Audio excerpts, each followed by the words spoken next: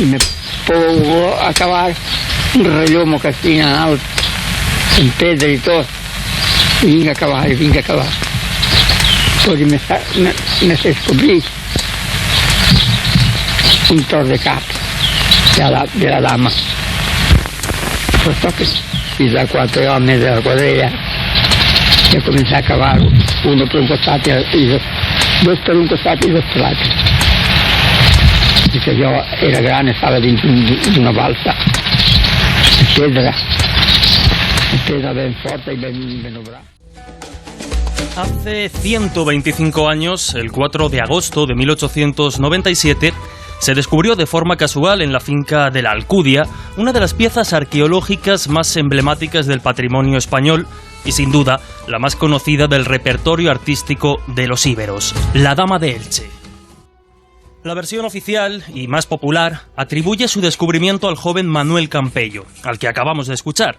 Manolico, como era conocido entre sus allegados, aburrido mientras el resto de la cuadrilla que trabajaba en la finca descansaba, se puso a trastear con su pico, rescatando del olvido esta icónica pieza de nuestra historia. Más de un siglo después de su descubrimiento, la ilustre dama ha sido protagonista de numerosas aventuras y polémicas. Tardó menos de un mes en salir de España rumbo al Museo del Louvre en París y más de 40 años en regresar a nuestro país en plena Segunda Guerra Mundial. Llamó la atención de altos mandatarios nazis e incluso hubo reputados especialistas que no dudaron en afirmar que la pieza era un elaborado fraude moderno. Ya veis que hay mucho que contar sobre la Dama de Elche y lo vamos a hacer con una especialista de lujo. Pero no será lo único que nos ocupe esta semana. Hablaremos también, aprovechando la coyuntura, de fraudes históricos que intentaron cambiar el curso de la historia con nuestros compañeros ya habituales Miguel Pedrero y Juan José Sánchez Oro. En la segunda parte del programa, Laura Falcó entrevistará a uno de los escritores más populares de los últimos años para descubrir algunas de sus experiencias más extrañas. Y ya os adelanto, como siempre, que vais a alucinar. Pero no será todo, porque también estará con nosotros Juan Gómez, que hoy nos trae uno de esos casos increíbles que tuvieron lugar en la carretera. Así que atentos si vais conduciendo. Y si no, pues ya sabéis que os queremos muy activos y preguntones en las redes sociales. Estamos en Facebook como El Colegio Invisible en Onda Cero, en Twitter e Instagram como @coleinvisibleoc, y a través de esas redes sociales con el hashtag #coleinvisible podéis hacer vuestros comentarios, sugerencias y preguntas. Sin más, cuando son la 1:08 de la madrugada, abrimos las puertas del Colegio Invisible.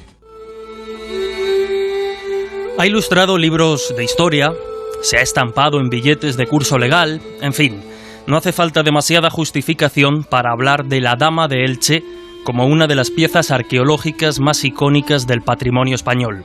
De alguna forma, si me permitís el símil, es nuestro particular Tutankamón. Nosotros no queríamos dejar pasar la efeméride de su descubrimiento, hace 125 años, para repasar su particular singladura hasta la vitrina en la que hoy se expone en el Museo Arqueológico Nacional. También, como no, hablaremos de sus polémicas y de los interrogantes que aún la rodean. Y es que, desde el mismo momento en que fue rescatada de las garras del tiempo el 4 de agosto de 1897, las dudas en torno a ella comienzan a amontonarse. Oficial y popularmente se acepta que su descubridor fue el joven Manuel Campello, en parte por la versión que dio de la historia el arqueólogo Alejandro Ramos Folqués en 1944. Posiblemente porque así se lo contó a Folqués el propio Campello. De la cuadrilla que estaba trabajando en la finca de la Alcudia, a unos 3 kilómetros de Elche y actualmente yacimiento arqueológico, nadie quedaba ya para confirmar o desmentir la versión de Campello. Así, la historia de que, aburrido mientras el resto descansaba alrededor del mediodía, Manuel Campello se puso a picar hasta dar con algo que resultó ser la dama, se replicó en reportajes, libros y documentales. Sin embargo, recientes estudios llevados a cabo por la catedrática de Arqueología de la Universidad de Alicante, Sonia Gutiérrez Lloret, y de la arqueóloga Ana María Ronda, desmontan la historia oficial del descubrimiento. Según sus trabajos y estas pesquisas, no fue Campello el descubridor de la dama, sino el bracero Antonio Maciá. Las expertas han demostrado que el chaval, Campello, de haber estado en el lugar del descubrimiento, habría cumplido ya los 18 años y no 14, como afirmaba y se puede leer en todas las versiones. Además, Manuel Campello, se equivocó alrededor de unos 50 metros al señalar el lugar exacto donde supuestamente se había topado con la escultura. Otro detalle que parece no secundar su versión son los golpes de pico que muestra la pieza, aún visibles de hecho, producidos durante el casual descubrimiento, ya que no coinciden con la posición en la que, según Campello, encontró la dama. Para ir resolviendo algunas de estas cuestiones y saber más al respecto de la dama, nos hemos desplazado hasta el Museo Arqueológico Nacional para charlar con Alicia Rodero Riaza, jefe del Departamento de Protohistoria y Colonizaciones del museo y conservadora del mismo. Obviamente, la primera pregunta que le planteamos fue sobre las circunstancias que rodean al descubrimiento. A ver, la dama de Elche se encuentra de manera casual en unos trabajos que se estaban realizando en la Alcudia y a partir de ahí se empieza a desarrollar toda la historia de cómo se descubre, cómo no se descubre. La persona que lo descubrió, un labrador, Manuel Campello, parece ser que relata realmente cómo fue el hallazgo, cómo fue ese momento. Y luego la historiografía ha sido compleja, ¿no? Porque el archivero municipal de ese momento, que se llamaba Pedro Ibarra, hace una publicación sobre lo que parece ser que es la auténtica realidad, ¿no? Cómo había sido el hallazgo. Y luego, años después, un arqueólogo ilicitano que se llama Alejandro Ramos Folqués, hace otra publicación contando una historia que nada tiene que ver con la que había relatado Pedro Ibarra. Y esta segunda opción es la que en la historiografía ha quedado durante muchos años y ha calado. Entonces, la primera posibilidad, la de Pedro Ibarra, que es la que a todas luces parece ser la más factible, es que apareció seguramente tumbada por donde están las huellas del pico cuando se encontró, y seguramente en un nivel de derrumbe, en un nivel de escombros, con muchos restos de cerámica, de pequeñitos restos y tal y cual, pero poco más. En cambio, en el artículo de Ramos, él siempre contó que a su vez se apoyaba en lo que se supone que le había contado Campello, que la pieza había aparecido de pie, o sea, en posición normal, digamos, con un par de losas a cada lado protegiéndola y otra losa en la parte posterior también protegiéndola, ¿no? Como en una especie de hornacina. Con el avance de la investigación, como tantas veces pasa, ¿no? Lo más plausible es que sea la verdadera opción sea la que planteaba y la que contó Pedro Ibarra, ¿no? Es decir, el tema de la hornacina es posible que sea una historia fantástica, ¿no?, sobre el hallazgo de la propia dama. Tal y como nos comentaba Alicia Rodero, y otras de las cuestiones importantes en esta historia tiene que ver con el lugar del hallazgo de la dama, ya que no hay señal ninguna de necrópolis ni de ningún santuario relevante en los alrededores. ¿Puede entonces que la dama no apareciese en su emplazamiento original? Es obvio que no está en su emplazamiento original. Sí hay restos bastante cercanos, pero de enterramientos medievales, para simplificar un poco, ¿no? Entonces esto nos lleva clarísimamente a pensar que ese no es el emplazamiento original de la dama. Seguramente sería una tumba que desconocemos, porque la parte de necrópolis, digamos, ibérica, no es bien conocida, pero vamos, está claro que la dama tiene que venir o venía de una tumba que estaría dentro de la necrópolis ibérica. Y el emplazamiento de su hallazgo no tiene nada que ver con lo que hubiera sido el emplazamiento original. Podemos suponer entonces que la dama apareció donde la historia nos dice, metro arriba, metro abajo, dado que pues el proceso de extracción y su documentación no fue tan preciso como podría serlo hoy en día. Pero desde luego, aquel no era su emplazamiento original. Se desconoce el motivo por el que la dama se desplazó y fue sacada de la tumba. Sí que es cierto que probablemente estuvo muy poquito tiempo fuera, teniendo en cuenta que la coloración de la piedra caliza de la que está hecha la pieza pues nos da esos detalles, esas claves. Ya hemos comentado también que en su momento fueron muchos los que sospecharon y alertaron de que la ilustre dama podría ser un elaborado fraude. Una polémica avivada de nuevo a mediados de los años 90 del pasado siglo, cuando John Moffitt, profesor de Historia del Arte en el New Mexico State University y doctorado además por la Universidad Complutense de Madrid, publicó un libro polémico, El caso de la Dama de Elche, historia de una falsificación. Moffitt ampliaba lo ya planteado por el académico francés Gerard Nicolini, otro reconocido experto en arqueología íbera, que ya expuso algunas reticencias sobre la autenticidad de la pieza en un artículo publicado en 1974. Entre los argumentos esgrimidos se habló de las peculiares circunstancias de su descubrimiento, que ya hemos repasado. En opinión de Nicolini, el estado de conservación de la dama era bastante improbable, y también le rechinaba el hecho de que no se conocieran otros bustos de piedra de esta factura en la escultura ibérica, al menos en su momento. Apuntaba también que el rostro era demasiado perfecto para pertenecer a esta cultura. Para el experto, de hecho, consideraba, podía tratarse de una imitación del arte griego. Además, la falsificación de esculturas íberas fue muy común a finales del siglo XIX. El caso más flagrante fue sin duda el del Cerro de los Santos, otro yacimiento estudiado años antes de que la zona en la que apareció la Dama de Elche empezase a ser estudiada. El caso daría para mucho, casi para otro programa, pero sobra decir que Juan Amat, un pícaro profesional de la localidad de Yecla, cercana al yacimiento, al del Cerro de los Santos, hizo bastante negocio, podríamos decir, y en esta fecha aún más, que hizo su agosto colando piezas íberas falsas al Museo Arqueológico Nacional a través del que por aquel entonces era su director, el catedrático de Historia Juan de Dios de la Rada.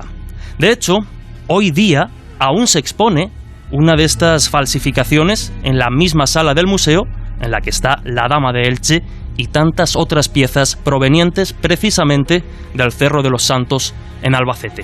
Tenemos una parte dedicada al santuario ibérico del Cerro de los Santos en Albacete, que tenemos una importantísima colección de esa procedencia.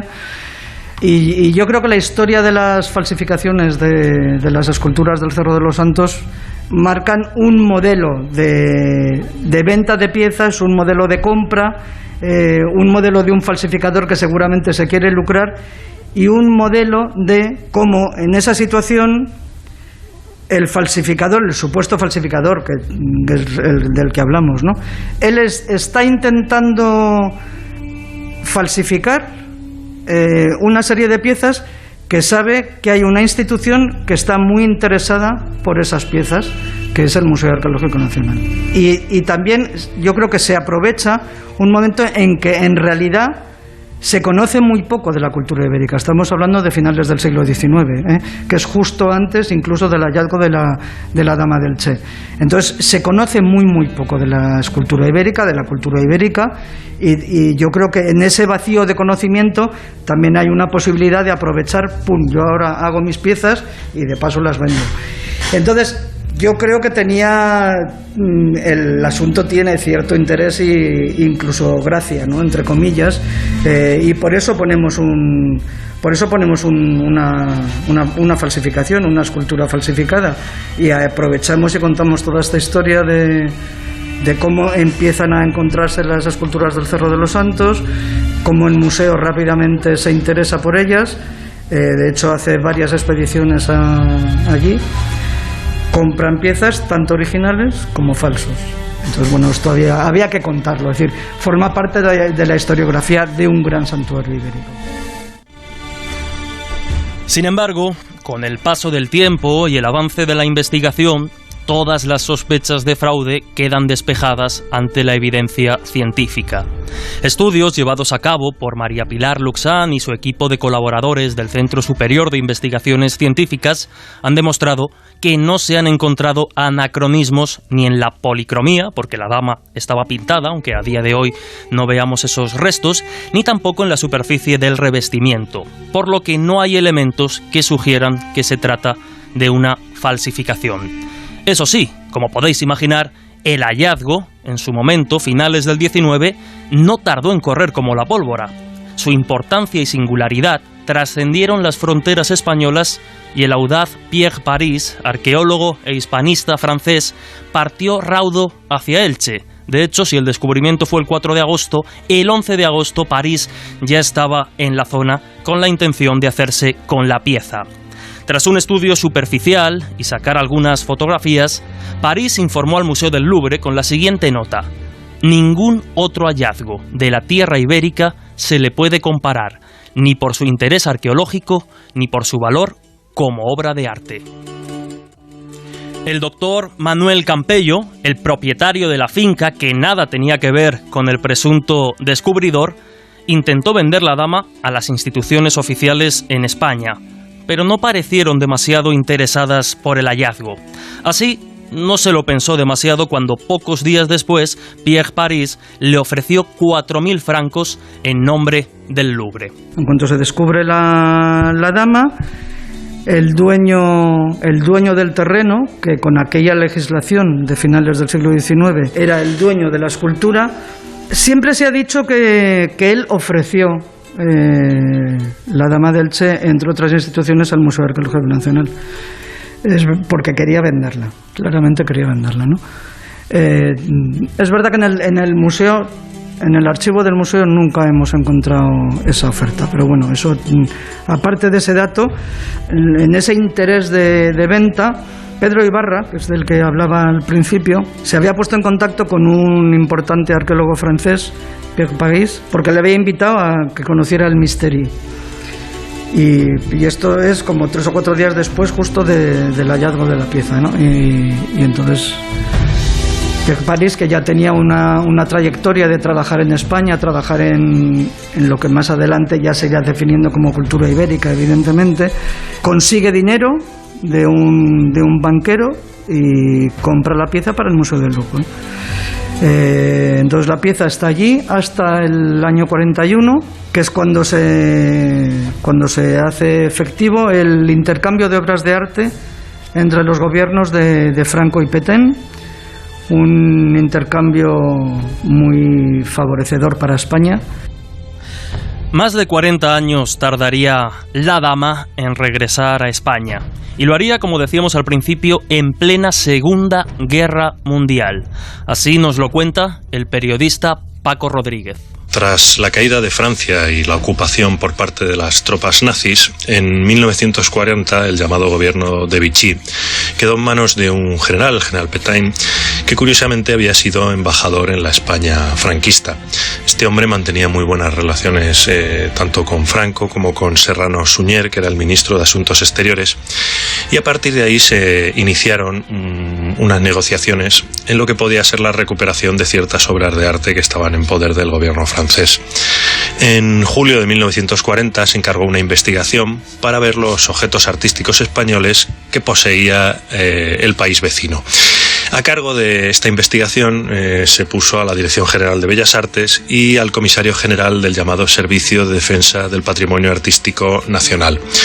Esa comisión dictaminó que había que devolver a España ciertos objetos. Finalmente se llevó a cabo en suelo francés, en el propio Museo del Louvre, una reunión, y allí se puso encima de la mesa las condiciones españolas que pasaban por la devolución de varias piezas principales, como era la Dama de Elche, la Inmaculada de Murillo y las coronas votivas del tesoro visigodo de Guarrazar. Los franceses también pusieron encima de la mesa sus condiciones y pidieron, entre otras cosas, una copia del retrato de doña Mariana de Austria, un retrato de Velázquez que estaba en poder de España, un retrato de Antonio Covarrubias, que fue obra del Greco, un tapiz del siglo XVIII que estaba basado en los dibujos de Goya, la reina en la Venta Nueva. Así, después de una serie de tiras y aflojas en los que se vio claramente que la Francia de Vichy estaba bastante plegada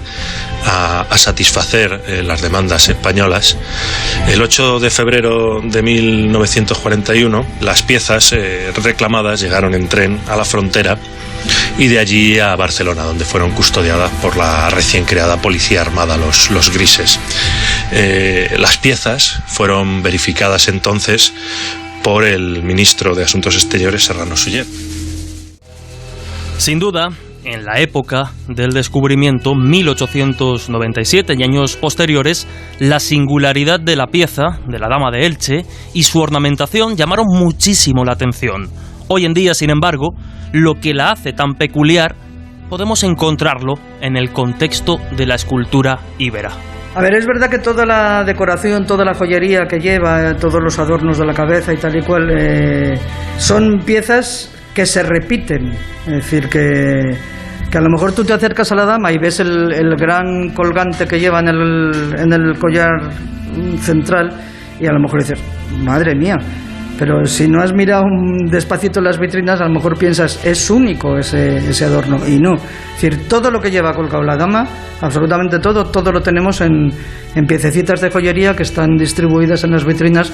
Es decir, que no son piezas excepcionales. Lo que lleva en torno al cuello, por decirlo de alguna manera. En cuanto a la tiara, tampoco, que es claramente una pieza que es la que soporta el velo, eso tampoco es excepcional, porque eso está repetido en una gran cantidad de esvotos ibéricos, esas piezas pequeñitas de bronce que también se ofrendan en los santuarios. O sea que eso tampoco es nada excepcional. Sí sería distinto los rodetes que enmarcan la cabeza, pero tampoco es la única pieza, porque del Cerro de los Santos precisamente tenemos una damita pequeña que lleva la mismísima composición que de la Dama de Elche, y esa pieza pequeñita a lo mejor es de las que pasan desapercibidas, porque también está expuesta, claro, porque nos parecía importantísimo que se pudiera comparar y que se pudiera ver que ni siquiera los rodetes, que son muy llamativos, y eso no lo tenemos en piezas de verdad, pero que no son únicas en la Dama de Elche, que hay otras esculturas que lo llevan también. A ver, a lo mejor está un poco idealizado desde el punto de vista a lo mejor de los tamaños, por ejemplo, de los anforiscos pequeñitos no, grandes que lleva la dama, o el colgante de lengüeta. A lo mejor sí están un pelín idealizados, como digo, desde el punto de vista del tamaño. Entonces, a lo mejor desde ese punto de vista sí está un poco idealizado, pero las piezas, es decir, la estructura, la tipología existe tal cual sin problema. Y claro, después de todo este recorrido, falta responder aún a algunas de las preguntas más importantes. Entre ellas, ¿cuál fue la función de la Dama de Elche? Vamos a ver, está claro y aceptado ya por todos, ¿no? Por toda la investigación, que la escultura fue una urna cineraria. Hay análisis además que lo apoyan, ¿no? Análisis de pequeñísimos restos encontrados en la oquedad que tiene la dama en su espalda. Y más allá de su función, que como veis parece estar clara, cabe suponer, por su nivel de detalle y esa ornamentación que ya hemos comentado, que la dama representa a alguien importante. Se han propuesto diferentes opciones. ¿Fue una mujer de la alta sociedad, una sacerdotisa, una diosa? Nos responde Alicia Rodero, jefe del Departamento de Protohistoria del Museo Arqueológico Nacional. Lo que sí tenemos que pensar es que ese tipo de collares, de joyería en general, eso no lo podría llevar cualquier mujer íbera. Es decir, ahí estamos hablando claramente de un personaje perteneciente a la clase social alta, de un personaje principal, evidentemente. Que sea un retrato de una persona real, o que ese retrato esté divinizado, esté también idealizado, pues posiblemente las cenizas que estuvieran dentro de la dama pensemos que serían también de una mujer, y que podía ser o no lo sabemos, el retrato de esa persona incinerada, y a lo mejor a la vez divinizada, puesto que era un personaje principal que en esa divinidad va acompañada durante toda su vida al más allá. Sin duda, parece que uno de los grandes misterios, quizá el gran misterio de la Dama de Elche, sigue siendo su identidad. ¿Existe consenso al respecto? Bueno, es la última pregunta que le lanzamos a la especialista Alicia Rodero. Bueno, yo creo que el único consenso claro, le pasa a todas las damas y demás, es que son personajes principales. Entonces está claro que estamos delante de un personaje principal de la sociedad, del conjunto social en el que vivían, ¿no? De ahí a saber exactamente si son retratos o son personajes divinizados y por lo tanto idealizados, pues de momento al 100% tampoco lo podemos afirmar. Lo mismo pasa con todas las esculturas del Cerro de los Santos, volviendo otra vez al cerro, ¿no? Todas las cabecitas. Pues tampoco podemos asegurar con seguridad que sean retratos. Ahí en ese caso podemos pensar que sí, porque son todas diferentes. Entonces, es decir, no hay nada que se haga de manera estandarizada, ¿no? En ese sentido. Como la dama es única, pues entonces no sabemos cómo podría ser tratada si hubiera más damas importantes, ¿no? O más damas de Elche. Eso es lo que no podemos llegar a tener el 100% de seguridad. Y después de esta crónica por la historia, misterios y polémicas de la Dama de Elche, ya hemos dicho que la dama, a día de hoy, se descarta toda esa corriente que defendía que era un fraude moderno, pero desde luego, como con las meigas, los fraudes históricos, a verlos, haylos. Y vamos a hablar de ellos, algunos de ellos, con nuestros compañeros, con este equipo de verano del Colegio Invisible. Por un lado, Miguel Pedrero, ¿qué tal? Bienvenido. ¿Qué tal? Muy buenas. La Dama de Elche, ¿tú la has visitado en el MAM, Miguel? No, la verdad es que no. Vaya por Dios. Y estoy aprendiendo bastante esta noche sobre la Dama de Elche. Todos los temas son interesantes y tienen a su alrededor cantidad de misterios y de historias por explicar y sobre todo de anécdotas, ¿no? Alrededor del descubrimiento. Una curiosa que le hemos estado comentando y sé que a ti te gusta. John Moffitt, el autor de este libro polémico que, bueno, pues ya ha quedado obsoleto y algo desfasado, el del caso de la Dama de Elche, historia de una falsificación, lo comentábamos, tiene también un libro sobre aliens. Sí, yo no sé si esto dice mucho a favor de él, pero bueno, lo tiene. No, pero es un libro en Ediciones Atalanta desde un... Ciruela. Ciruela, es verdad. En Ciruela, desde un punto de vista bastante escéptico, él defiende la hipótesis de que todo lo que tiene que ver con el fenómeno OVNI es una cuestión meramente cultural y vinculado con la tradición y la imaginería popular. Pero es muy interesante lo que cuenta en ese libro y bueno, nos llevaría mucho tiempo, pero es muy interesante. ¿Has visto, Miguel, que hasta la Dama de Elche la podemos relacionar con los aliens, aunque sea cogida con pinzas? Sí. Y en el otro lado de la mesa, nuestro compañero, el historiador Juan José Sánchez Oro. Juanjo, ¿qué tal? Buenas noches. Hola, muy buenas noches. Juanjo, la Dama de Elche, nosotros estuvimos allí en el MAN realizando esta entrevista a Alicia Rodero. Desde luego, desde aquí mandamos nuestro agradecimiento tanto a Alicia como al gestor del MAN que nos permitió estar allí, hacer esta entrevista y emitir hoy toda esta información.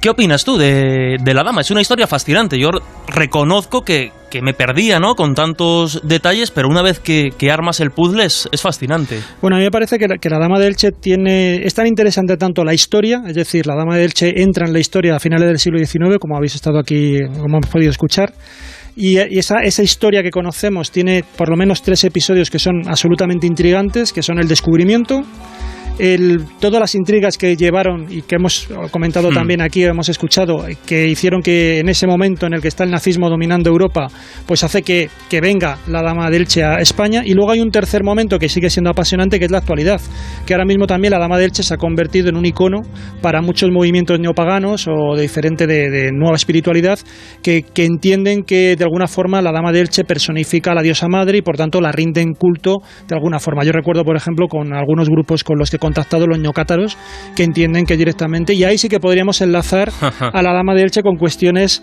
de otros mundos, ¿no? Porque creen que realmente la diosa madre pues pertenecería como a una entidad extraterrestre que de alguna forma se habría manifestado en esa época tan remota. Y luego la otra parte que es también apasionante es justamente la prehistoria, es quién era, de qué estamos hablando, si una aristócrata, y realmente qué función tenía, porque aunque se sabe que ahora mismo es una urna cineraria, que son los últimos descubrimientos, ¿no? Gracias también un poco a la polémica con Moffitt, pues obligó a que tuvieran que rebatir y ponerse un poco las pilas con lo que ella. pasa también con algunas reliquias cristianas y tal, que basta que haya una acusación de falsedad, pues para que haya una serie de pruebas científicas que traten de averiguar la verdad. Entonces, en ese sentido hay que agradecer la que lió el bueno de Moffitt. Pero sigue sin estar claro realmente cuál es esa función, porque aunque es una urna cineraria, parece que está claro que en la parte que tiene, en la oquedad que tiene detrás, no caben los restos completos de una persona.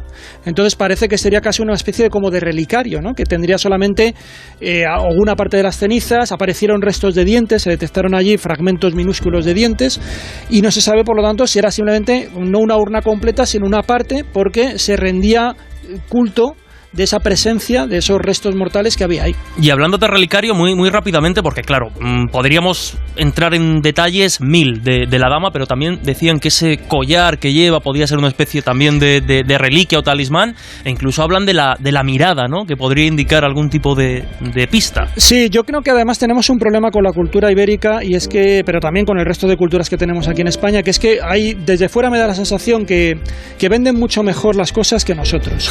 Se habla mucho de los celtas y hay mucha mitología en torno a los celtas, a los druidas y tal. No hablemos ya de determinados lugares arqueológicos del exterior, pero sin embargo aquí en España, por ejemplo, la cultura ibérica, que es única en el mundo, que está repleta de misterio y de interés, quizás también el problema es que no conocemos su lengua y no tenemos posibilidad de escucharla directamente, pero el caso, por ejemplo, de la Dama de Elche, igual que se habla de la mirada de la Gioconda, yo animaría a los invisibles a que se acerquen al Museo Arqueológico Nacional y se pongan a mirar de frente a frente la Dama de Elche, y miren cómo esa mirada parece como que está un poco entrecortada, como que no quiere mirar a lo alto, y algunos consideran que eso sería una señal como de reverencia o de pudor, porque podría ser una especie de sacerdotisa que está mirando a la divinidad y por lo tanto no se atreve a mirarla directamente a los ojos, y entonces pues hace como ese gesto un poco entreabierto de reverencia ante lo trascendente. Y no solo la Dama de Elche, yo reconozco que la sala de protohistoria, la sala donde está la Dama de Elche, la Dama de Baza, la Dama oferente del Cerro de los Santos, que a mí me encanta la historia, algún día habría que analizarla, pues merece mucho la pena, ¿no?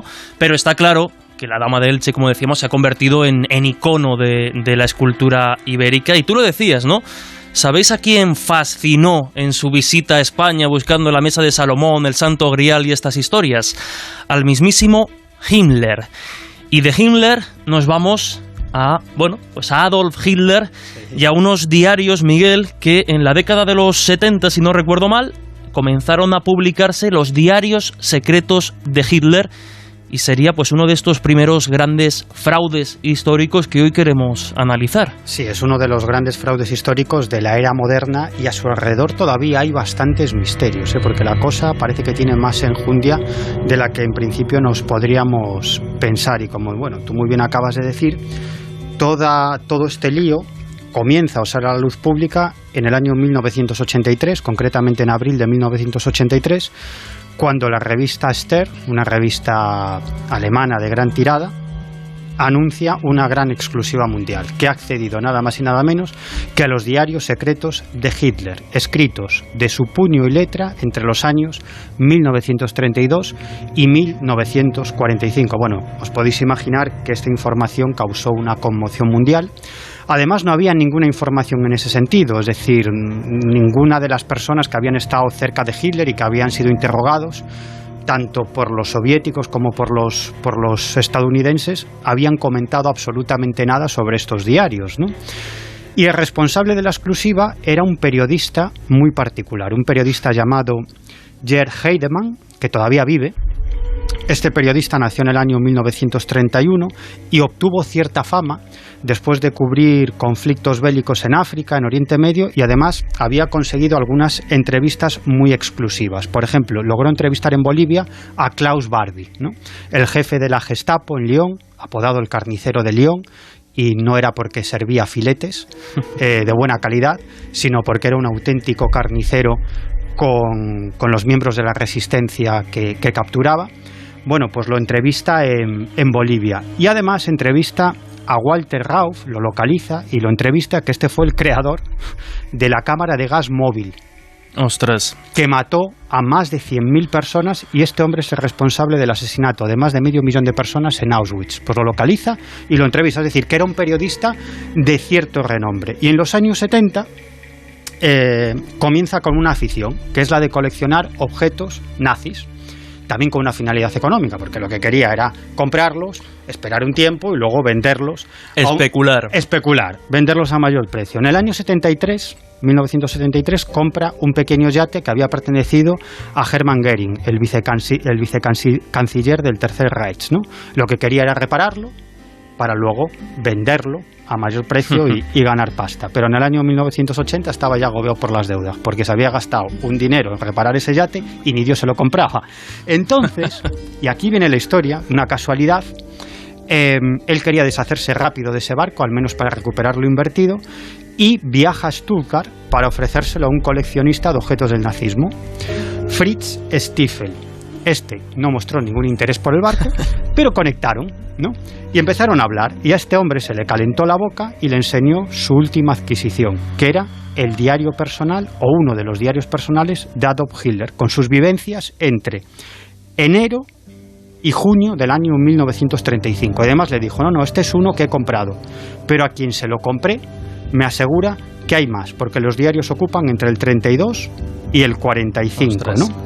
Y entonces además le cuenta una historia, ¿no?, tremenda, y dice que claro, este periodista le pregunta, bueno, ¿y de dónde surgen estos diarios? Y él dice, bueno, en abril del 45, cuando los soviéticos avanzan hacia el búnker de Hitler, el secretario personal de Hitler, Martin Bormann, pone en marcha la operación Seraglio para sacar de la Cancillería todo el entorno del dictador. Hitler decide quedarse, pero mucha gente vinculada a Hitler, muy cercana, decide irse. Despegan varios aviones y uno de ellos se estrella, ¿no? Y en ese vuelo viaja el ayudante de cámara de Hitler. Todos mueren y los lugareños se hacen con los objetos de valor. En ese mismo año, en el 45, los soviéticos capturan a Hans Bauer, que era el piloto personal de Hitler.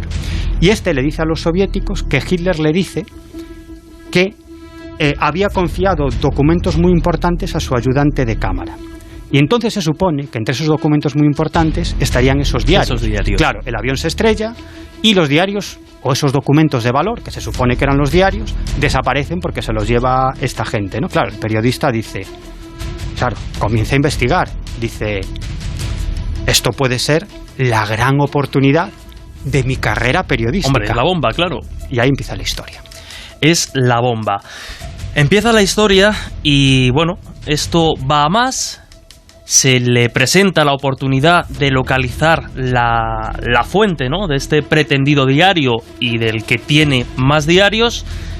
¿Y cómo continúa, Miguel? Porque se acaba ofreciendo, y ahora llegaremos ahí, varias millonadas por esta exclusiva. Una auténtica pasta. Bueno, este hombre no le dice quién era su fuente, a quién le ha comprado ese diario, ¿no? Y se supone que hay muchos más. Pero él, este periodista, que era bastante bueno, a través de sus contactos en el submundo de los coleccionistas de objetos del nazismo, logra localizar al vendedor de ese volumen de los diarios de Hitler, ¿no?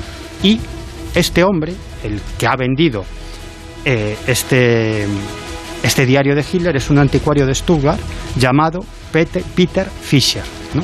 Pero era un seudónimo.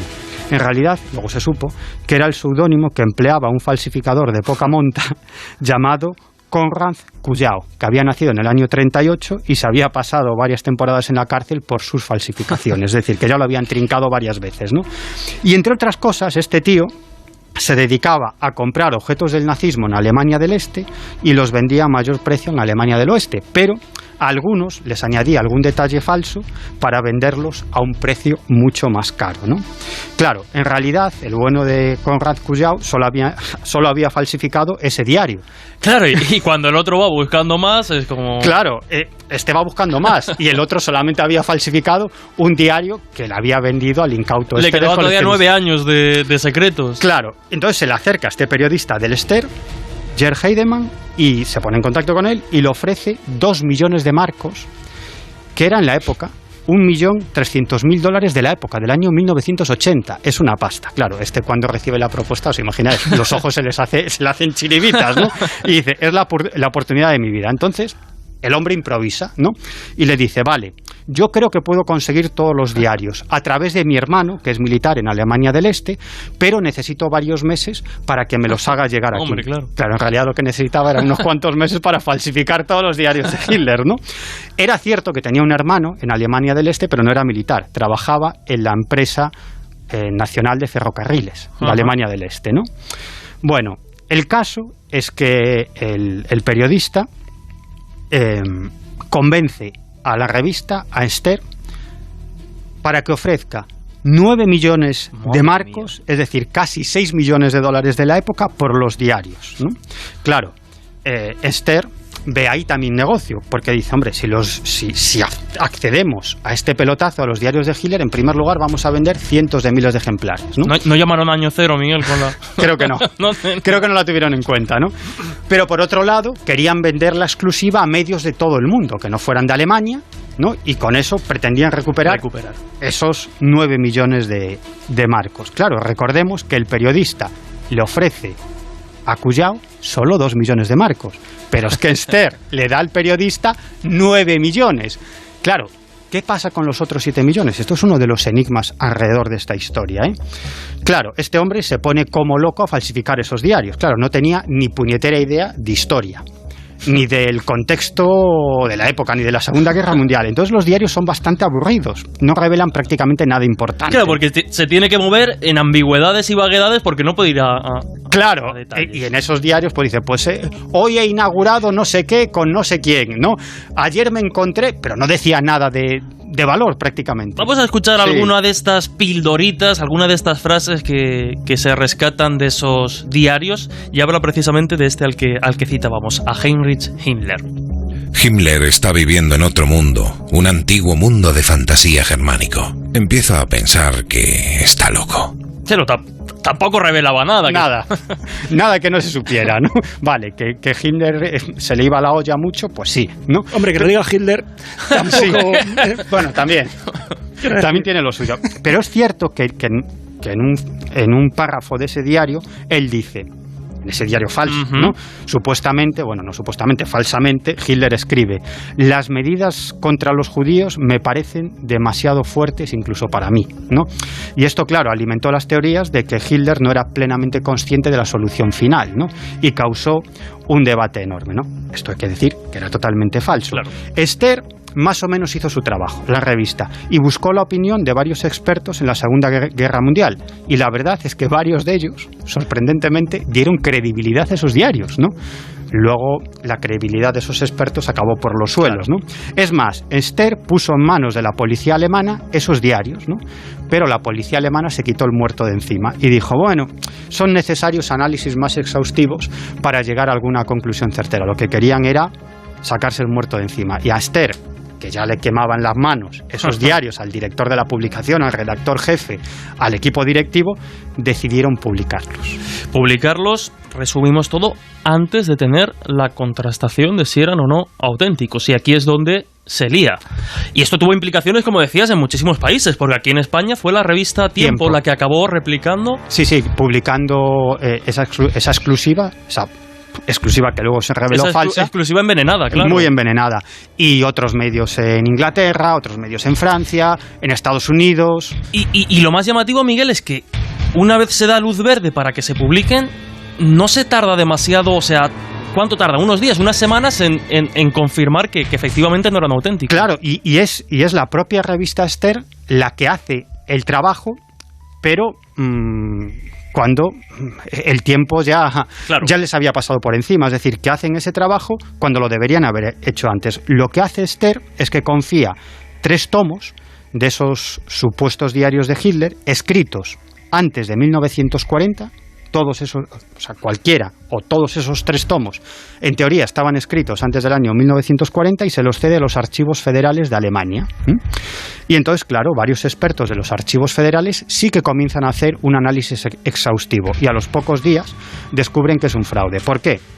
En primer lugar, porque los 3 volúmenes tenían trazas de un tejido sintético que había sido comercializado a partir del año 1943. Es decir, que si esos diarios eran anteriores a 1940, no podía ser. Luego, el blanqueador y las fibras del papel habían sido fabricadas después de la Segunda Guerra Mundial. Es decir, que eso no podía haber sido escrito por Hitler. Y además, a todo esto se une que el falsificador había plagiado pasajes enteros de un libro titulado Discursos y proclamas de Hitler 1932-1945, con erratas y todo tipo de errores históricos, ¿no? Claro, esto os podéis imaginar, fue un auténtico desastre para Esther, y los propios editores hicieron limpia, ¿no? En el año 1984, Heidemann, el periodista, y Kujau, el falsificador, fueron juzgados por los tribunales alemanes y condenados cada uno de ellos a 4 años de cárcel. Y quedó demostrado que Heidemann había estafado a Esther, el periodista, 1,7 millones de marcos y Kujau 1,5 millones de marcos. Claro, pero Esther pagó 9 millones de marcos, entonces faltan casi 6 millones de marcos. Y esto es un misterio alrededor de esta historia. Luego se publicó que Heidemann, el periodista, era en realidad un agente doble, ¿no? Es decir, que era un espía que trabajaba para la Stasi, para el servicio secreto de Alemania Oriental. Él siempre lo negó, ¿no? Pero salieron informaciones en ese sentido. Heidemann vive actualmente, tiene 90 años, Kujau murió en el año 2000, y para terminar, una anécdota muy cachonda, ¿no? Poco antes de que falleciera, salió publicado un libro firmado por el propio Kujau, donde contaba cómo había falsificado esos diarios y cómo había sido toda esa historia. Bueno, pues era un libro falso. Kujau tuvo que salir a la palestra y decir, no, alguien se está aprovechando de mi nombre para sacar dinero. Yo no soy el autor de ese libro.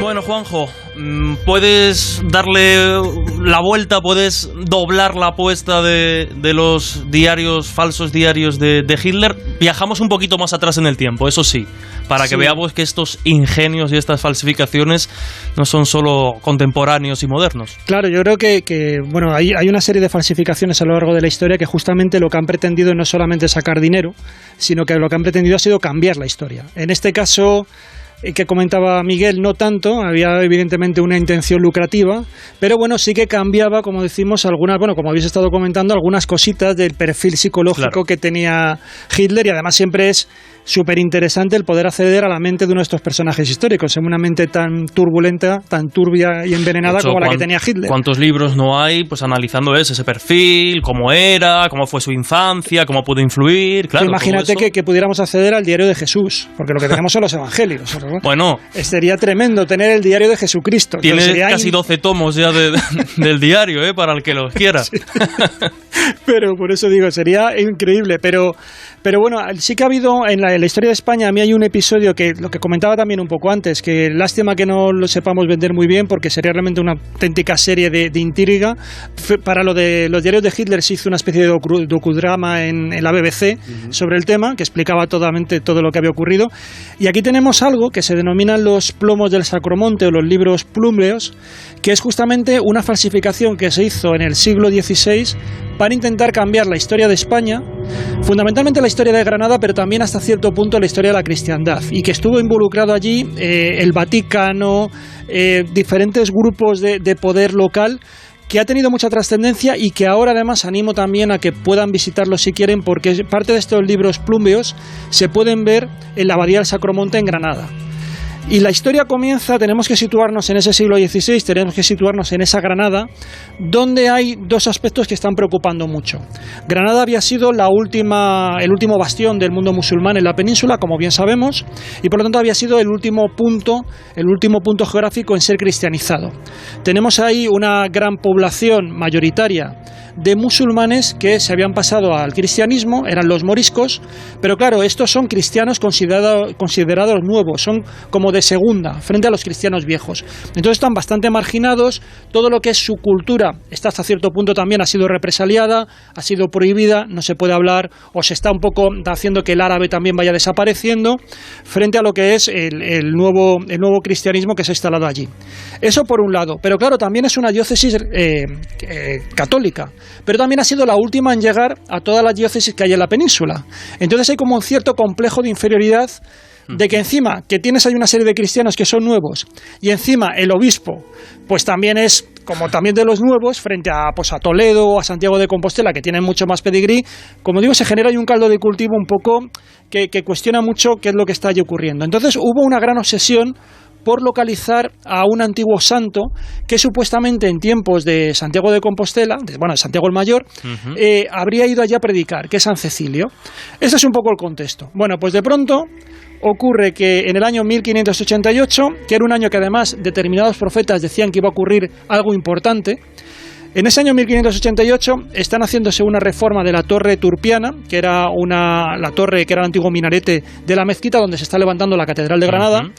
Y en esa excavación aparece de pronto una caja donde hay un pergamino escrito en árabe, en castellano, en latín y que tiene algunas letras intercaladas en caracteres griegos. Aparece también una imagen de la Virgen que está como vestida literalmente como de forma egipciana y luego tiene también un trozo de velo o un pañuelo que se atribuye también a la Virgen María. Y hay un hueso del dedo de San Esteban. Todo esto aparece aquí. Y el pergamino, que es un pergamino muy curioso que se puede ver allí en la abadía del Sacromonte, está escrito con diferentes colores las letras, de tal manera que tú, si lees, como la historia interminable que está. Si tú vas leyendo las letras de un mismo color, vas obteniendo un registro, y si lees las letras del otro color, obtienes otro registro. Y entonces así se compone una historia que lo que va comentando es que el obispo Cecilio, este famoso, había ido hasta allí, hasta Granada, y había mandado ocultar este cofre en ese lugar donde se encontró, con ese pergamino, y ese velo era realmente un paño de la Virgen María que secó las lágrimas con la sangre de la crucifixión de su hijo. Entonces, de alguna forma esto resolvía muchas cuestiones, porque decía que Granada había sido el primer lugar cristianizado de la península. Además, el texto que apareciera en árabe, de alguna forma estaba trenzando lazos con los musulmanes o los moriscos que estaban allí y con esos cristianos nuevos que de alguna forma se les estaba diciendo, oye, que estos cristianos nuevos hay que tenerlos en consideración porque el árabe era una lengua ya reconocida en los primeros momentos del cristianismo. Y esto es lo que ocurre en esa primera instancia. Claro, el obispo de la época se empieza a frotar también las manos y dice, madre mía, esto es genial, y es uno de los primeros que empieza a apostar por la autenticidad de todo esto. Pero es que hay un segundo, aquí podríamos citar a Fermín Trujillo, porque hubo un giro dramático de los acontecimientos, ¿no? Y es que pocos años después, en 1595, un buscador de tesoros empieza a ir a la colina que ahora se llama del Sacromonte, pero que entonces se llamaba Valparaíso, y empieza a encontrar allí una serie de láminas de plomo, escritas también en un árabe extraño, que llegan a llamar árabe salomónico, y que empieza a reunir láminas, y unas láminas empiezan a anunciar que se van a encontrar otras, y estas láminas al final van a conformar lo que se han denominado los libros plumbios, hasta 22 textos, que recuerda mucho a lo que fue la aparición de los pergaminos del Mar Muerto. Ajá. Porque es un poco igual, empiezan a aparecer durante 4 años, empiezan a aparecer estos objetos, y ahí tenemos ya de todo. Hay evangelios, hay textos mágicos con el sello del Salomón. Y todo esto escrito en ese árabe... En este árabe extraño, que tiene muchos problemas al principio para traducirlo, es más, tan extraño que los textos iban anunciando que iban a aparecer otros. O sea, es un poco como las apariciones de la Virgen, que unas anuncian otras. Y hay un texto final que se supone que iba a aparecer escrito por el puño directo de la Virgen María. Y ese texto sigue sin estar descifrado, porque no se sabe lo que dice, no ha sido capaz de transcribirlo, ¿no? Bueno, todo esto se monta un jaleo monumental, porque también aparecen acompañados de huesos, que se consideran que son los huesos de San Cecilio, y ya todo encaja a la perfección. Y lo que tenemos aquí es que todo esto va a disparar el fervor popular. este monte de Valparaíso se va a empezar a llenar de cruces, hasta 1.200 cruces va a haber allí, de todo lo que es un lugar de peregrinación. Por eso se va a empezar a llamarse ese monte el Sacromonte. Claro. Y ya el obispo de la época va a montar un parque temático. Va a montar una abadía, va a coger las cuevas donde se supone que aparecieron estos restos, se entiende que son las cuevas donde estuvo San Cecilio, y se va a asociar como que va a ser el lugar donde desembarcó Santiago, el apóstol, en la península. Ahora mismo quien vaya allí va a encontrar esa abadía, va a encontrar estos objetos que durante mucho tiempo estuvieron en el Vaticano, estos libros plúmbeos, que se trajeron aquí, creo que fueron en el año 2000 o aproximadamente. O sea, el año 2000, hace muy poco. Estuvieron custodiados durante muchos siglos allí en el Vaticano y ya por fin los podemos tener aquí, están perfectamente musealizados, yo aconsejo mucho la visita. En la abadía van a ver esta parte, en la parte de arriba van a ver estos libros plúmbeos, en la parte de abajo van a poder ver las cuevas donde estaban los restos de San Cecilio y de otros discípulos de Santiago. Una de las cavidades donde se supone que celebró la primera misa Santiago cuando llegó aquí. También se supone que en otro sitio se apareció la Virgen a Santiago y que de esta forma competía con Zaragoza. Que sería el primer lugar donde se apareció, donde estuvo. O sea, fíjate, claro, es que catapultas a la diócesis de Granada frente a Compostela y frente a Zaragoza, ¿no? Es decir, todas las disputas que tenían entonces de dónde había estado Santiago, no os preocupéis. Sí, Granada fue la primera. Fue Granada. Entonces, todo esto ocurre aquí, el obispo anda muy rápido y consigue que en el Concilio de Trento aprueben las reliquias de San Cecilio, y entonces siguen estando hoy en día consideradas auténticas, pero es aquí que cuando empiezan a analizar los textos, las cosas no encajan y ya empieza a haber determinados eruditos de la época en España que empiezan a decir que esto huele a falsificación. Se los llevan al Vaticano y en el Vaticano se hace una junta de eruditos, entre ellos Athanasius Kircher, que es uno de los grandes polígrafos de la época, y empiezan también, y al final dictamina el Papa, casi un siglo después del hallazgo, que todo eso es falso. Aunque sí, siguió defendiendo durante mucho tiempo que la autenticidad de todos estos libros plúmbeos, pero el dictamen del Papa, del Vaticano, es que los libros son falsos, pero las reliquias son auténticas. Cuando aparecieron ambas cosas juntas y unas reforzaban a las otras, o sea, las reliquias reforzaban los textos y los textos servían para dar autenticidad a las reliquias. Son los caminos inescrutables de la Iglesia, ¿no? Que a veces pues te encuentras con estas esquizofrenias tan particulares. El caso es que, como digo, al final todo esto queda el saber quiénes son los que estuvieron detrás. Y aquí las sospechas de los eruditos son que parece ser que era un grupo de moriscos, seguramente algunos de ellos más o menos teólogos, gente que, como digo, estaba recibiendo la marginación de los cristianos nuevos, de los cristianos viejos, porque se les consideraba cristianos viejos, y cuando tú lees los textos, lo que te encuentras allí es una especie de sincretismo entre aspectos, por ejemplo, del Corán y de los evangelios. Entonces te encuentras que, por ejemplo, no queda muy claro si Jesucristo fue crucificado o no, que es justamente lo que se dice en el Corán. El Corán defiende que Jesús es un profeta más, pero no acepta que muriera y que resucitara. Ellos lo que defienden buena parte del mundo musulmán es que tuvo un doble. No fue crucificado, sino que se fugó. Cristo se fugó y entonces hubo una figura ahí que sufrió martirio por él. Y entonces eso aparece más o menos recogido de una manera un poco ambigua en estos textos, ¿no? Y bueno, cosas de ese tipo. Por ejemplo, hay una fórmula también que parece que se podría utilizar tanto, la famosa fórmula que utiliza el mundo musulmán con respecto a Mahoma, se podría aplicar también por Jesús. Entonces hay una teología ahí un tanto ambigua que estaría dándoles un poco un respiro a los moriscos para que pudieran salir un poco a flote y reconocer también la figura de estos cristianos nuevos y poderlos encajar dentro del cristianismo viejo, que era el que era hegemónico en Granada y que de esta forma, bueno, pues trataba un poco de sobrevivir. Pues aquí quedan estos dos ejemplos de fraudes históricos que representan muy bien la intencionalidad de por qué se hacen. Por un lado, el lucro, el ganar dinero con algo muy sensacionalista como los diarios de Hitler. Y por otro lado, el ejemplo que nos has puesto, Juanjo, de estos libros plúmbeos, pues que intentaron cambiar o condicionar la historia para un beneficio propio, para el beneficio en este caso de una comunidad, de una minoría. No hay tiempo para mucho más, como digo, tenemos que ir con el resto de compañeros, así que Juanjo, Miguel, lo dejamos hoy aquí y nos volvemos a escuchar la semana que viene con un tema que va a traer cola, va a dar que hablar. Adelantamos algo un poquito, sectas y cloacas del Estado. Ahí lo dejamos. Casi nada. Casi nada. Miguel Pedrero, muchísimas gracias. Hasta la semana que viene. Hasta la semana que viene. Juan José Sánchez Oro. Juanjo, gracias. Gracias. Una recomendación muy rápida, que la gente, además de ir al Museo Arqueológico a ver la Dama de Elche, se pase por Elche a ver el museo, porque ahora mismo hay justo una exposición muy interesante sobre la Dama de Elche y merece la pena. No solo sobre la Dama de Elche, sino sobre toda la noción de la mujer en el mundo ibero. Juanjo, muchísimas gracias. Hasta la semana que viene. Un abrazo muy grande. Son las 2:06 de la madrugada y afrontamos ahora la parte más misteriosa y extraña del programa. ¿Qué os está pareciendo hasta ahora? Ya sabéis que podéis formar parte activa de este equipo a través de las diferentes redes sociales. Nos decís que lo único bueno de este calor es que puedes escuchar Cole Invisible en Onda Cero, pues con este equipo tan maravilloso que tenemos en verano.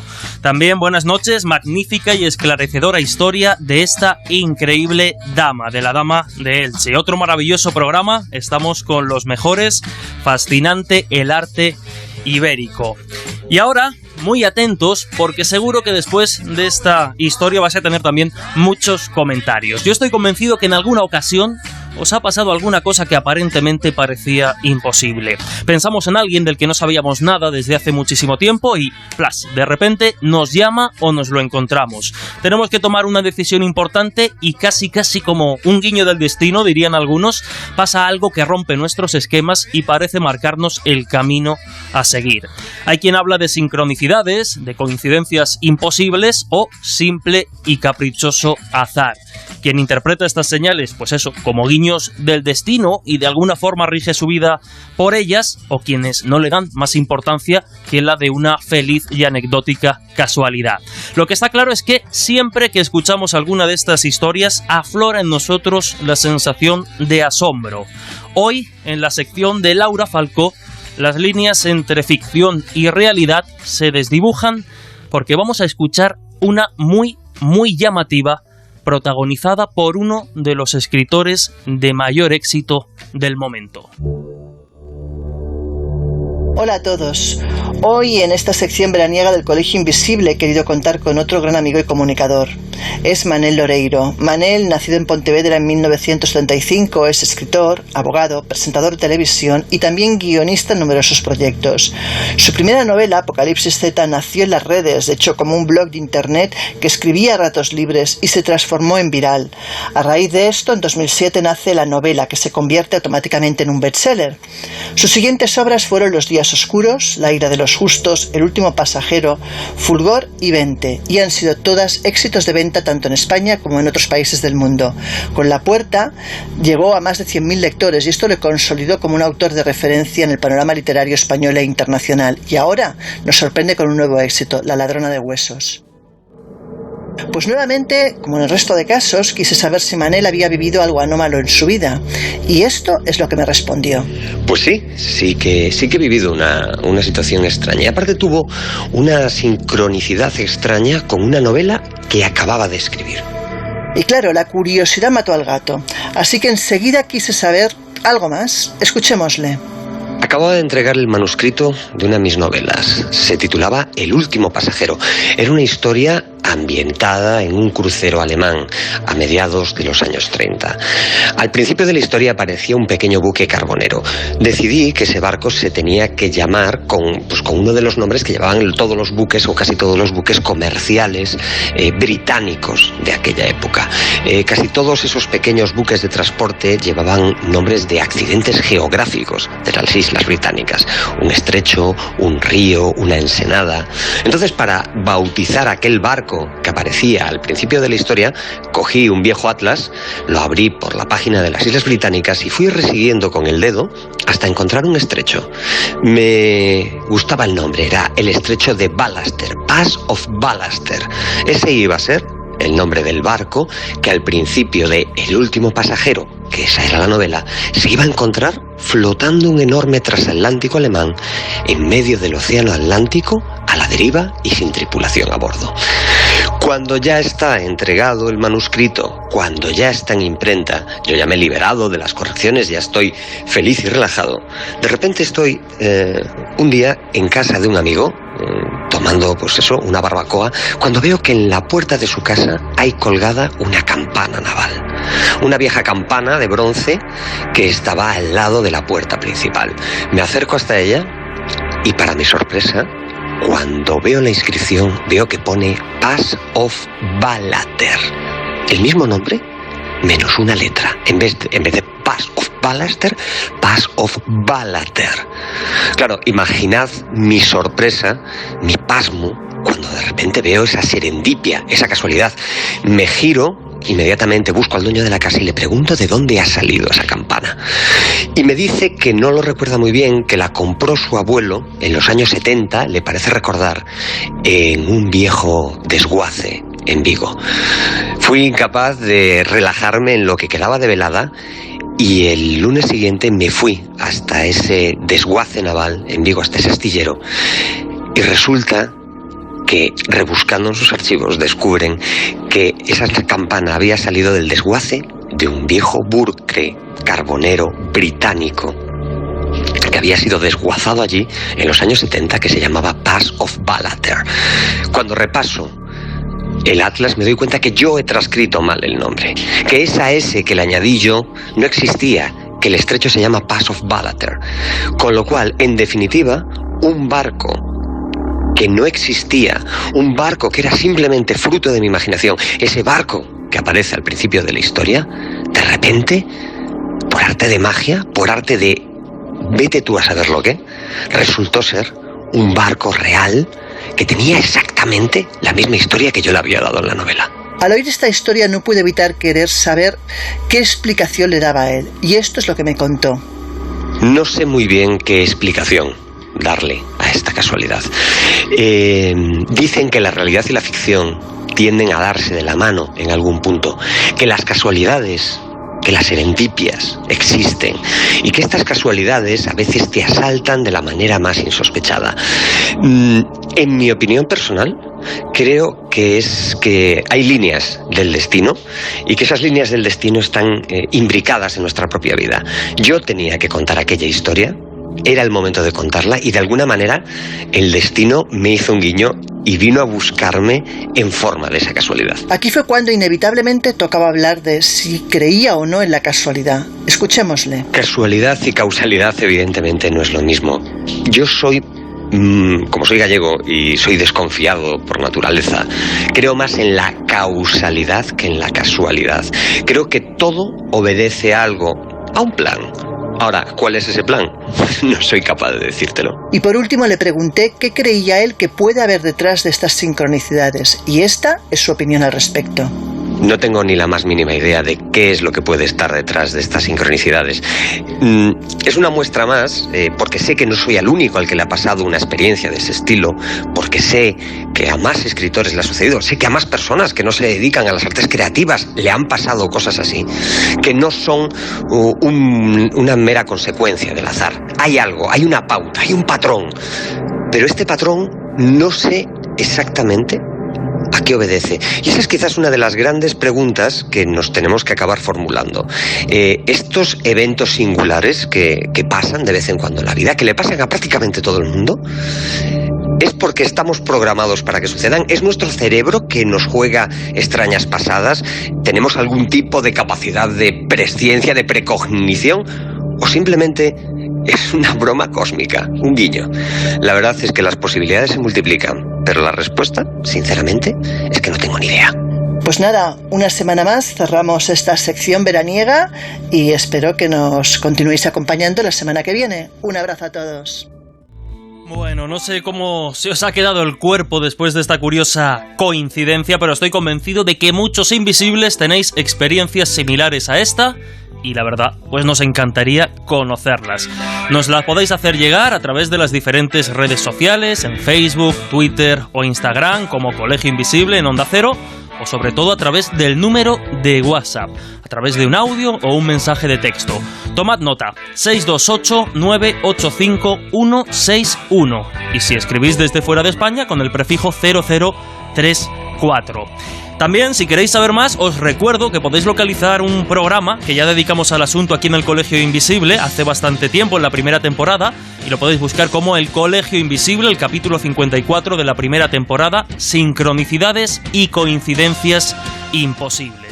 Y también recordar, ya lo sabéis, que la sección de Lorenzo Fernández en esta temporada de verano, no se emite, sino que va directamente al podcast. Lleva por título Mentes Maravillosas. Y esta semana, pues la entrevista, la charla es con un muy buen amigo de este programa, el artista Santiago Picatoste, ganador de diferentes premios internacionales, con una increíble obra a sus espaldas. Y también sabéis, los oyentes del colegio, de sobra de hecho, que constantemente ocurren sucesos extraños que ponen en jaque nuestros esquemas. Casos que revelan de alguna forma las costuras de la realidad que creemos conocer y comprender, insinuando que todavía hay mucho que se nos escapa. Situaciones, en definitiva, que nos llevan al límite de la realidad. Y si hay alguien que conoce bien ese límite, es nuestro colaborador Juan Gómez, el encargado este verano de traernos los casos más misteriosos. Y si hay un escenario donde los sucesos de alta extrañeza suelen manifestarse con cierta asiduidad, son las carreteras. Son muchos los fenómenos de extrañas apariciones, de avistamientos ovni, protagonizados por cientos de testigos, por no decir miles, mientras conducen, sobre todo de noche, por carreteras solitarias en muchas de esas situaciones. Es más, seguro que en estos momentos muchos nos escucháis desde un coche o un camión. Pues bien, el protagonista de hoy es precisamente un camionero. Muy buenas, Juan, ¿qué tal? Hola, ¿qué tal? Pues un placer una vez más, preparados para ese viaje en camión que nos va a llevar por ese terreno imposible. Hoy un viaje, además, pues que siempre genera mucha curiosidad. ¿Qué historia nos has traído hoy, Juan? Cuéntanos. Pues hoy vamos a hablar de la historia, de las experiencias de un camionero que a lo largo de sus 40 años de experiencia, lo cual ya nos indica que es una persona que, bregado precisamente en la carretera, quizás sepa distinguir como pocos, ¿no?, las cosas que puede ir viendo y las diferentes situaciones en las que se va encontrando. Él ha tenido experiencias que, como digo, pueden estar enclavadas en lo más extraño y además que yo he podido recoger. Fíjate, yo creo que este caso pondría los dientes largos a nuestro querido Miguel Pedrero, precisamente por las circunstancias en donde se estriba. Si quieres, comentamos rápidamente, porque empezamos con una de esas experiencias. Mira, él recuerda hace ya muchos años cómo tras descargar en Galicia, él de repente recibe una llamada, tiene que viajar hasta Salamanca y cargar allí, pues una serie de mercancía. Bueno, él dice que en esa tarde-noche intenta acercarse lo más posible hasta el lugar donde tenía que cargar, atraviesa Zamora, pasa cerca de la cárcel de Topaz y finalmente acaba en un descampado. Él mismo me decía que allí, en ese lugar donde estaba esperando para pernoctar, no había nada ni nadie, era un lugar absolutamente apartado de todo y de todos. Bueno, pues allí este hombre se dedica a terminar sus pequeñas labores en el camión y decide irse a dormir a esa cabina que, como todos sabemos, tienen muchos camiones instalada. Bueno, pues empiezan a suceder cosas extrañas, cosas que no deberían de ocurrir alrededor del camión, voces que tenían cierto o más bien incierto origen. Si te parece, escuchamos a Pedro, el protagonista de esta historia. Y cuando ya estoy tumbado en la litera, en la cama, oigo como un murmullo de voces así no inteligibles, pero voces, risas. Yo me quedo un rato así como controlando a ver de qué podía ser aquello, ¿no? Y la primera sospecha es que alguien había aparcado atrás del camión o delante, o que habían aparcado por allí y antes digo, bueno, me voy a dejar ver, no vaya a ser que me vayan a hacer una pifia en el camión o se pongan... Este camionero, Juan, decide, claro, ante esta circunstancia tan extraña, decide regresar a la cabina. ¿Y qué es lo que sucede en ese momento? Claro, él en principio baja a ver qué es lo que hay, no hay nadie, decide, pues habrá sido algo de su imaginación o de la radio incluso, y decide volver a acostarse. Y ahí es cuando, de repente, ese murmullo vuelve a aparecer en el exterior del camión. Escuchamos. con la misma, pues digo, aquí estoy haciendo el payaso, me vuelvo para la cama otra vez. Me vuelvo para la cama y no hago más que tumbarme y volver otra vez. Todo el murmullo de voces, pero incluso yo estuve por ver si captaba alguna voz pero sí eran todas muy difíciles de coger. Y Juan, claro, él en el camión con los aparatos electrónicos que tiene, lo más cercano la radio, ¿es cierto que de alguna forma llega a desconectar la batería por si es algún tipo de interferencia? Claro, el hombre estaba muy nervioso, no sabía a qué se veían estas extrañas voces. Él además lo describe como una especie de murmullo, como cuando alguien abre la puerta de un bar y se oye todo ese barullo, ¿no?, de gente. Bueno, pues llega a bajar del camión, desconecta la batería, incluso llega a desconectar la radio, pero esto sigue produciéndose y finalmente lo que decide es no bajarse más, por si acaso quedarse en el camión y dormir, vamos a decir, durante toda la noche. Pero porque aquí estamos hablando de estas experiencias, no ha sido la única que ha vivido este hombre. La cosa es que llegué al páramo de Masa, serían las 12 de la noche o así, y dejé la radio puesta. Y con la radio puesta así me quedé dormido. Y a eso de las 5 de la mañana o antes, la radio se paró. Y de repente vi que se hizo de día, pero de día con una luminosidad, era naranja o rojo, era un día, un amanecer intenso. Digo, se ha hecho de día de repente. Y es aquí, Juan, cuando ya la cosa va tomando un cariz realmente extraño, porque sucede algo que Pedro sí que no sabe explicar. Aquella luz, de hecho, empieza a rodear el camión de alguna forma. Sí, rodea el camión. De hecho, a él le parece, le hemos escuchado, que se había hecho de día de repente. Es más, él piensa que se ha hecho de día y lo que hace es levantarse, intenta de alguna forma desperezarse para seguir ruta, y es en ese momento cuando esa luminosidad desaparece y es entonces cuando sucede algo con la radio. Algo que desde luego nos deja sin palabras. La cosa es que me incorporo de la cama otra vez para vestirme e incorporarme al trabajo y tal, y aquel color intenso, fuerte, de color entre naranja y rojo, desapareció. Empezó la radio a funcionar y digo, pues ¿qué coño pasa aquí? Y me doy cuenta que son las 5 de la mañana. Esto, claro, un hombre con tanta experiencia, con tantos años en carretera, imagino, Juan, que no es lo único extraño que Pedro ha visto precisamente en estos 40 años de camionero. No, ni mucho menos, porque si esto ya nos parece extraño, curioso, realmente sorprendente, esa luz a las 5 de la mañana que rodea todo su camión, que hace que todo el paisaje sea de día, imagínate la visión de 2 soles en el cielo. Bueno, pues Pedro comentaba cómo en uno de sus viajes por Cantabria, por la zona norte, en un lugar en concreto llamado Roballera, llegó a ver durante varios minutos lo que él describió como auténticos 2 soles en el cielo durante varios minutos. Yo creo que lo mejor es que lo escuchemos. Encima a la altura de Roballera, donde estaba el cuartel y tal, allí por detrás, ver el sol y otro sol al lado, pero durante un buen rato, un buen rato, y yo digo, joder, yo vengo a cerrar los ojos y a ver si era una ilusión óptica de algunas veces miras el sol y te quedan destellos o te queda, pero no, fue durante unos minutos. El otro sol se supone que no era el original, desapareció y quedó el otro sol allí. Juan, qué decir, experiencia increíble, y desde luego hacemos ese llamamiento que ya hacíamos al inicio, ¿no? A todas esas personas que pasan tanto tiempo en carretera, ya sea conduciendo un camión o un coche o cualquier medio de transporte, que tengan casos extraños, que nos lo hagan llegar a estas vías de comunicación del Colegio Invisible, porque estaremos encantados de conocerlas. Y qué decirte, Juan, que siempre es un placer escucharte, siempre es un placer conocer estas historias que nos traes, que como decíamos al inicio nos ponen al borde, al límite de la realidad y nos hacen dudar de que, desde luego, conocemos todo. Todavía hay muchas cosas que se nos escapan.